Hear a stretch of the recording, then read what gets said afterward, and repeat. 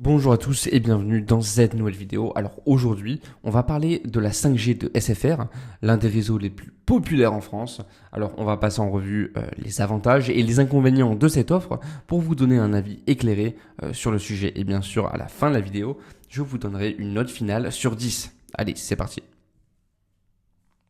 Alors déjà, premièrement, nous allons voir les avantages. Et le premier avantage, c'est les débits très rapides. Parce que grâce à l'utilisation euh, de la bande de 3,5 GHz, la 5G de SFR peut atteindre des vitesses jusqu'à 10 fois plus rapides que la 4G, notamment en téléchargement, avec des débits pouvant atteindre jusqu'à 1,1 gigabits par seconde. Et ça, c'est idéal pour le streaming, les jeux en ligne ou encore les téléchargements lourds. Ok, alors maintenant, deuxième bon point, la meilleure latence. Parce que le temps de réponse est largement amélioré, ce qui signifie une réactivité quasi instantanée, très utile pour les applications comme les jeux vidéo en ligne ou la visioconférence.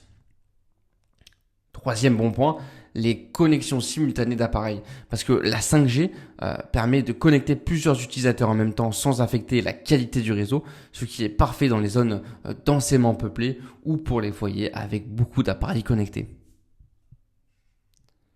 Quatrième bon point, les offres attractives. Parce que SFR propose des forfaits 5G très compétitifs avec des offres groupées box plus mobile permettant de faire des économies, surtout si vous combinez plusieurs services comme la TV et l'Internet. Ok, alors maintenant nous allons voir les inconvénients. Et le premier inconvénient, c'est déjà la couverture encore limitée. Parce que malgré l'expansion rapide du réseau, la couverture 5G de SFR n'est pas encore disponible partout en France. Certaines zones rurales ou peu peuplées sont encore mal desservies.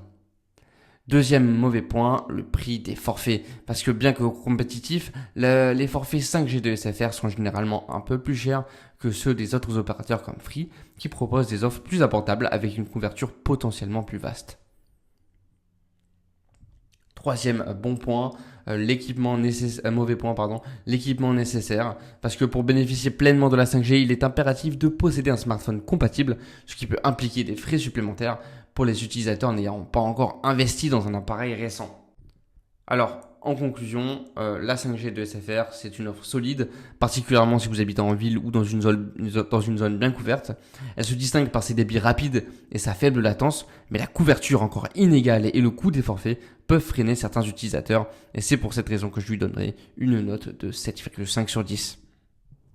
Voilà, je vous remercie d'avoir regardé la vidéo et je vous dis à la prochaine pour une nouvelle review. Merci beaucoup, n'oubliez pas de liker.